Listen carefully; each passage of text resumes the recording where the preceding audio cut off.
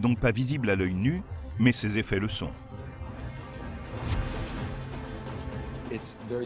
Il est très similaire à celui que l'armée développe, mais qui est 50 000 fois plus puissant. Ici, nous avons une lentille, et quand il traverse la lentille, le rayon se concentre sur cet avion. Si je vise cet avion, on voit qu'il finit par brûler à cause de la chaleur. Et je peux ensuite dégager un bon morceau de cette feuille de carton grâce à cela. Les armes laser des futurs conflits spatiaux fonctionneront à peu près de la même manière. Mais les amateurs de science-fiction pourraient être surpris de découvrir comment elles se comporteront dans l'espace. Dans la science-fiction, on voit souvent un laser produire un éclair d'énergie, alors qu'en réalité, avec un laser d'énergie, alors qu'en réalité, avec un laser, on verrait juste le faisceau se connecter et se déconnecter. La lumière est ce que nous connaissons de plus rapide. Si vous voyez quelqu'un en train de vous tirer dessus avec un rayon laser, il vous faudrait réagir très vite, au moment même où son doigt est sur le point d'appuyer sur le bouton. Autrement, vous seriez éliminé au moment même où vous le verriez vous éliminer. Mais lors d'un duel dans le vide intersidéral, même les rayons des lasers utilisant la lumière visible seraient invisibles.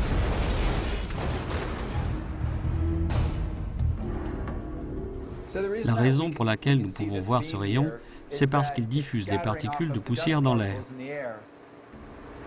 Dans l'espace, il n'y a pas de particules de poussière, c'est le vide. On ne pourrait donc pas voir le faisceau, si ce n'est à travers la cible qu'il vise et les reflets générés par cette cible. Et comme le son ne peut se déplacer dans le vide, on ne retrouverait pas les effets sonores des films de science-fiction dans les vraies guerres spatiales. Même si, dans l'espace, les armes laser ne ressemblaient pas à celles des films, elles n'en seraient pas moins rapides et destructrices sur le terrain. Alors de quoi aurait l'air un combat réel dans l'espace? Il faudra le voir pour le croire.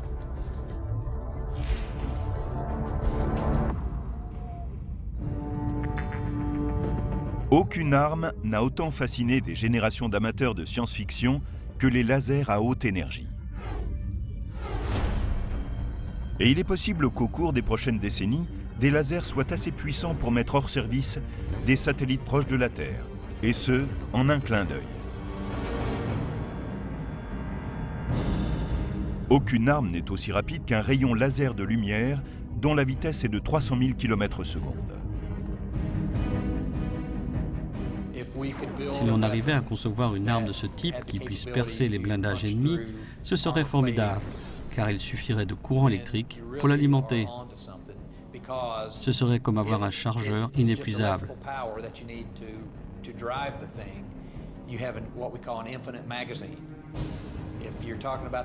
Alors que sur un vaisseau de guerre, quand on a un gros canon, on a besoin de balles et de poudre. Et l'on peut se retrouver à court de munitions. Si vous avez un système laser qui utilise simplement le courant électrique, vous n'avez plus besoin d'emporter des balles. C'est un vrai progrès.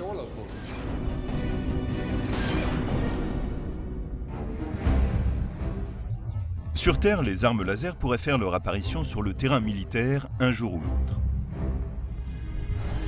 En 2008 et en 2009, l'US Air Force a effectué des essais limités avec un système de laser aéroporté. C'est un laser à haute énergie lancé à partir d'un Boeing 747 modifié qui identifie, trace la cible et peut l'anéantir grâce à un rayon d'énergie précis.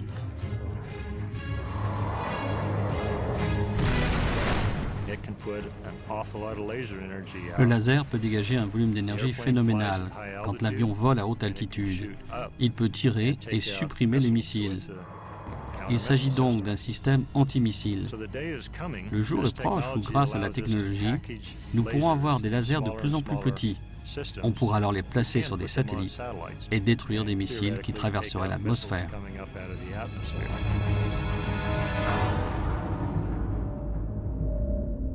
Pouvant frapper à la vitesse de la lumière, les lasers seraient une arme formidable pour les combattants d'un vaisseau spatial. Mais les futurs affrontements entre vaisseaux spatiaux auront peu de choses à voir avec les combats aériens d'aujourd'hui, ou ceux des films de science-fiction.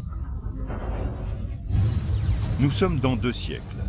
un vaisseau de ravitaillement et son escorte militaire sont interceptés sur leur trajet vers les colonies martiennes par des pirates de l'espace qui cherchent à se faire rapidement de l'argent. Aujourd'hui, dans l'atmosphère, les avions ont besoin d'avoir une portance. C'est la raison pour laquelle ils ont des ailes. Et comme ils ont des ailes, et qu'on veut que les pilotes restent conscients, on effectue de longs virages relevés. Dans l'espace, on n'a pas besoin de ça. Un vaisseau peut voler, se retourner et tirer sur le gars qui est derrière lui. Voilà le genre de choses qu'on peut faire sans atmosphère. Tandis que les pirates attaquent le convoi de ravitaillement, d'étranges combattants s'affrontent. Le mieux serait probablement un cube couvert de propulseurs, de petites fusées et de capteurs. Il n'aurait pas à s'inquiéter de l'atmosphère, donc la résistance ne serait pas un problème. Si l'on veut avoir une vision à 360 degrés, en 3 dimensions et tirer dans toutes les directions, il faut un cube. Dans le vide intersidéral, les mouvements de ces étranges vaisseaux seraient assez différents de ceux que l'on observe sur Terre au cours d'un combat aérien. Il faudra pouvoir faire des mouvements beaucoup plus saccadés, qui nous permettent de tirer brusquement sur la gauche, puis sur la droite, tout en continuant à avancer. On peut lancer des fusées au hasard pour freiner le vaisseau, sans avoir peur de s'écraser sur la Terre, comme lorsqu'il y a une atmosphère. Mais s'il n'y a pas d'atmosphère pour ralentir les vaisseaux, n'atteindront-ils pas des vitesses où le pilote commencera à se désintégrer? C'est la question que nous pose Nicolas B. de Ziegler, dans l'Illinois. Il nous a envoyé un texto. À quelle vitesse les atomes du corps humain commencent-ils à se décomposer? Nicolas, ta question porte sur une erreur très répandue mais compréhensible. Il se trouve que les atomes restent stables, quelle que soit la vitesse, grâce à leur cadre de référence. En revanche, les humains meurent s'ils sont soumis à une accélération continue, supérieure à environ 10 G. Je dirais donc qu'il s'agit de la limite d'accélération au cours de voyages interstellaires, 10 G. Mais comment peut-on atteindre des forces G dans le vide spatial où il n'y a quasiment aucune gravité? C'est grâce au principe d'équivalence d'Einstein, une partie fondamentale de sa théorie de la relativité générale. Il établit que la gravité et l'accélération sont équivalentes. C'est ainsi que, dans un ascenseur qui monte rapidement, le passager ressent une force de gravité supplémentaire qui le pousse vers le sol.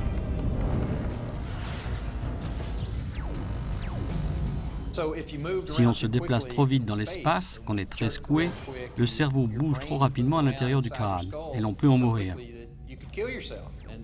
Il serait préférable d'avoir des systèmes de guidage à distance pour éviter qu'un pilote ait à faire lui-même ce genre de manœuvre. Les stratèges du futur pourraient même décider de ne pas envoyer de pilote au combat. Dans ce cas, que serait un combat spatial sans pilote?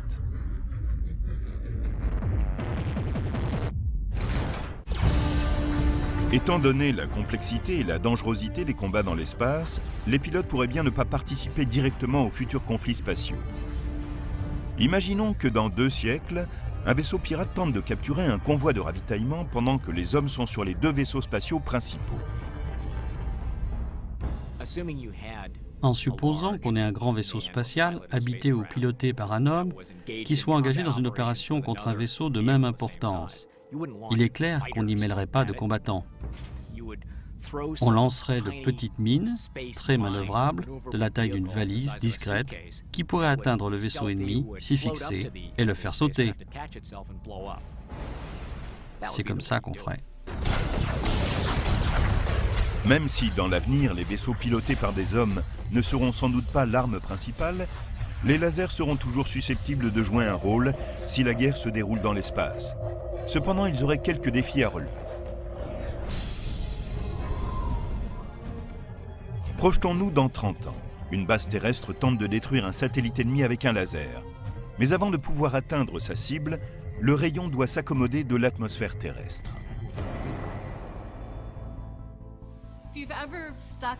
Quand vous plongez une paille dans l'eau et que vous observez la forme qu'elle prend en traversant la surface, vous constatez qu'elle semble se plier. C'est parce que la lumière subit une courbure lorsqu'elle passe d'une matière à une autre. De même, les lasers, lorsqu'ils traversent l'atmosphère, doivent surmonter ce phénomène de réfraction. Donc, lorsqu'on cherche à viser depuis la Terre un objet se trouvant dans l'espace, on doit prendre en compte le taux de réfraction que l'atmosphère imprime à la lumière. Un laser déjà placé dans l'espace serait bien plus efficace pour détruire des satellites ou des vaisseaux spatiaux. Là-haut dans l'espace, il n'y a pas d'atmosphère. Donc, contrairement à ce qui se passe dans l'atmosphère, la lumière du laser n'est pas atténuée. Mais tant que les scientifiques n'auront pas trouvé une source d'énergie importante, assez légère pour être utilisée dans l'espace, les lasers ne seront jamais assez puissants pour détruire quoi que ce soit.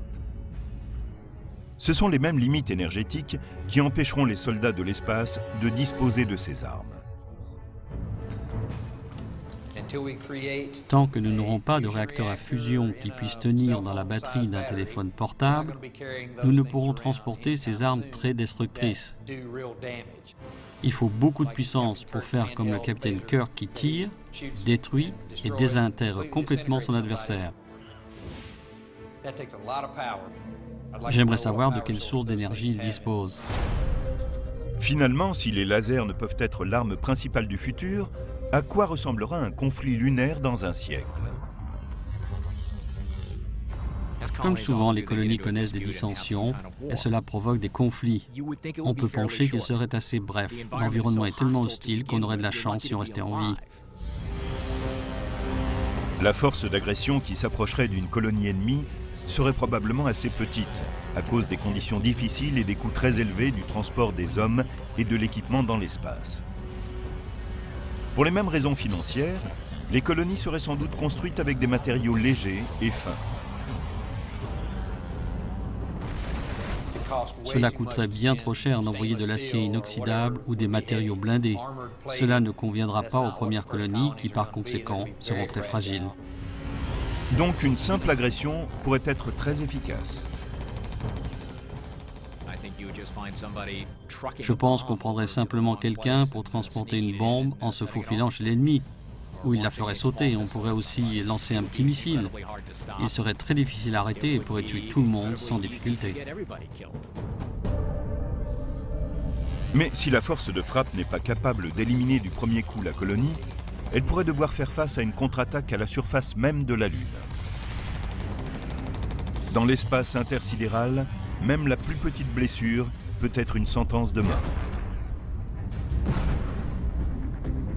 Si un trou apparaissait dans une combinaison spatiale, l'air s'échapperait et le projectile qui l'aurait percé poursuivrait sans doute sa trajectoire jusqu'à l'individu qui se trouverait à l'intérieur. Alors comment aider cet homme? Comment lui prodiguer les premiers secours? Mais les futures guerres spatiales pourraient dépasser les technologies à la fois de l'homme et de la machine.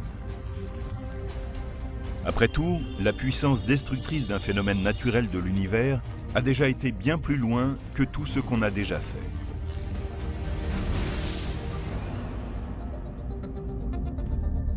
Dans plusieurs siècles, une civilisation extraterrestre belligérante pourrait utiliser Mars comme base avant d'envahir la Terre.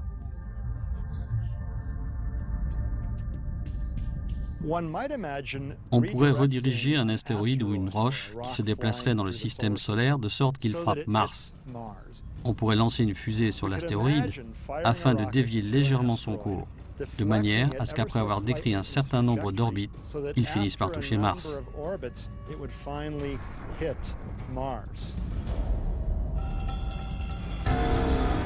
Est-il inévitable que l'homme transforme la frontière ultime en un champ de bataille? Les avancées des techniques de destruction pourraient-elles avoir leur équivalent dans le développement de la sagesse et de l'instinct de conservation?